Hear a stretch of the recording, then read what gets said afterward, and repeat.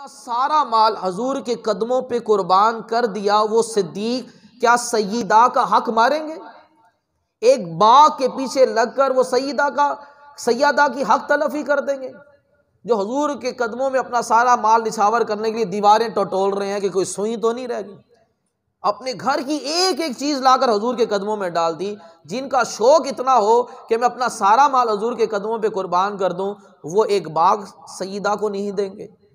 फरमाया कि मेरा दिल ये चाहता है नजरू इलाइका, हजूर को देखता रहूं, इन्फाक माली अलैका, अपना माल हजूर पर खर्च करता रहूं, व जुलूस बैना यदैका, और हजूर की बारगाह में हाजिर रहूं। और अल्लाह ताला ने कैसी आपकी तमन्ना पूरी की, तिजारत में हजूर के साथ थे, गार में हजूर के साथ थे, अब मज़ार में भी हजूर के साथ थे।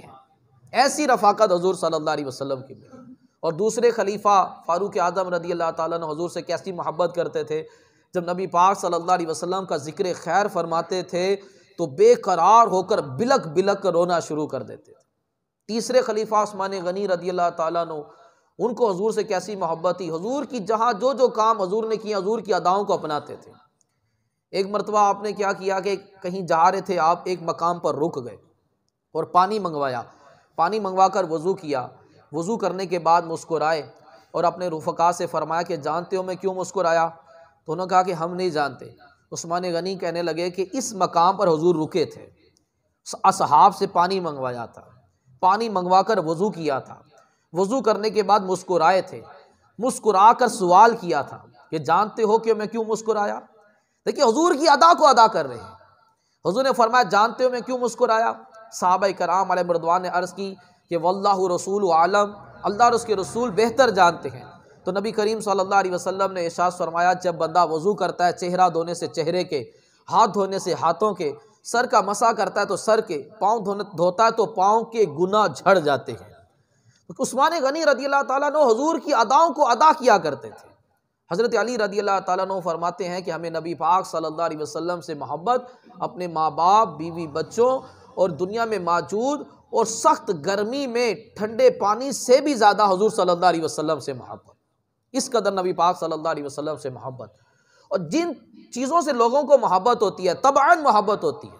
अल्लाह तबारक व तआला ने एक एक चीज़ का नाम लिया, फरमाया कि कुल इन काना आबाउकुम, तुम्हारे वालिदैन, औला अबनाउकुम, तुम्हारी औलाद, इख्वानुकुम, तुम्हारे भाई बहन, अज़वाजुकुम, तुम्हारी बीवियाँ, अशीरातकुम, तुम्हारे रिश्तेदार, मालू, तुम्हारा माल, तिजारतुन, तुम्हारी तिजारत, मसाकिनु, तुम्हारे आलीशान मकानात, अहब्बा अलैकुम मिनल्लाहि व रसूलिही, अल्लाह रसूल से ज़्यादा प्यारे हैं। माँ बाप, औलाद, बीवी बच्चे, कारोबार, रिश्तेदार, तिजारत, अहब्बा अलैकुम मिनल्लाहि व रसूलिही, अल्लाह रसूल से ज़्यादा प्यारे हैं। फतरब्बसा, तो बस फिर इंतज़ार करो कि करीब है कि अल्लाह ताला तुम पर अपना अजाब नाजिल करेगा। यानी कि कोई चीज़ अल्लाह रसूल से ज़्यादा प्यारी ना हो, अल्लाह रसूल से ज़्यादा अजीज़ ना हो। खाली ज़बान से कह लेना कि मैं आशिक रसूल हूँ, इस तरह आशिक रसूल नहीं बन जाता। एक होता है मोहब्बत और एक होती है कामिल मोहब्बत। यूँ तो मोहब्बत हर शख्स को है, कोई शख्स इस चीज़ का इनकार नहीं कर सकता, अल्लाह रसूल से हर एक को मोहब्बत है, भले कितना ही गुनाहगार हो।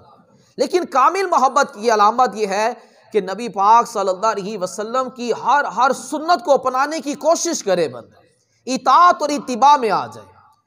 बेनमाजी रहें और कुछ ना रोज़े रखें, इनको किसने कहा आशिकाने रसूल? जो गाने सुने, फिल्म बीनी करे, इनको किसने कहा आशिकाने रसूल? बदनिगाही करें और बद कलामी करें, इनको किसने कहा आशिकाने रसूल? खाएं रिज़्क़ हराम, ऐसे हैं बदलगाम, इनको किसने कहा आशिकाने रसूल? अहद तोड़ें, झूठ बोलें, इनको किसने कहा आशिकाने रसूल? जो सताते रहें, लोगों का दिल दुखाते रहें, इनको किसने कहा आशिकाने रसूल? चुगलियाँ तोहमतों में हर वक्त मशगूल रहें, इनको किसने कहा आशिकाने रसूल? गालियाँ जो बकें, ऐब दरियाँ करें, इनको किसने कहा आशिकाने रसूल? दाढ़ियाँ मुंडवा कर गीबतें भी करें, उनको किसने कहा आशिकाने रसूल? तो असल इश्क़ रसूल ये है कि नबी पाक सल्लल्लाहु ताला अलैहि वसल्लम की इताअत व फरमा बरदारी कीजिए। अब्दुल मुस्तफ़ा आदमी रहमतुल्लाह ताला ने जो किताब लिखी है सीरत मुस्तफ़ा, बड़ी मकबूल आम है। उस किताब के अंदर मोहब्बत रसूल की 5 अलामतें बयान की हैं। हर बंदा गौर करे कि मुझ में वो अलामतें पाई जाती हैं। पहली अलामत लिखते हैं कि मोहब्बत रसूल का दावा करने वाले तो बहुत है, मगर याद रखिए इसकी चंद निशानियां हैं जिनको देखकर इस बात की पहचान होती है कि वाकई इस दिल में मोहब्बत रसूल का चराग रोशन है। नंबर एक, आप सल्लल्लाहु अलैहि वसल्लम के अकवाल, आपके अफ़आल, आपकी सुन्नतों पर अमल और जिन कामों का हजूर ने मना किया उनसे बाज रहना। पहली अलामत यह है कि हजूर के अकवाल और अफ़आल की पैरवी, सुन्नतों पर अमल, जिन कामों से हजूर नाराज होते हैं, मना किया गया, उनसे बाज रहना। नंबर दो, कसरत से हजूर का जिक्र करना, हजूर के औसाफ व कमालात को बयान करना, आपके मोजज़ात को बयान करना, आपकी सीरत तय्यबा को बयान करना और ज़्यादा से ज़्यादा आप सल्लल्लाहु अलैहि वसल्लम पर दुरूद पढ़ना। और जिन मजलिसों में हजूर की सीरत तय्यबा बयान की जाती है, हजूर की तारीफ़ें की जाती हैं, बावजू अदब के साथ उन मजालिस में हाज़िरी देना। तीसरी अलामत, हजूर सल्लल्लाहु अलैहि वसल्लम से और तमाम उन लोगों से और इन चीज़ों से मोहब्बत, इनका अदब एहतराम करना जिनका रसूलुल्लाह सल्लल्लाहु अलैहि वसल्लम से ताल्लुक़ है। हजूर के असहाब, अज़वाज, अहले बैत, कुरान, हदीस, मक्का, मदीना, जिन जिन चीज़ों का भी हजूर के साथ ताल्लुक़ है उनसे भी मोहब्बत और उनका अदब भी करना। नंबर चार, हजूर सल्लल्लाहु अलैहि वसल्लम के दोस्तों से दोस्ती करना, हजूर के दुश्मनों से पक्की दुश्मनी रखना, बेदीनों के साथ उनका पक्का दुश्मन बन जाना।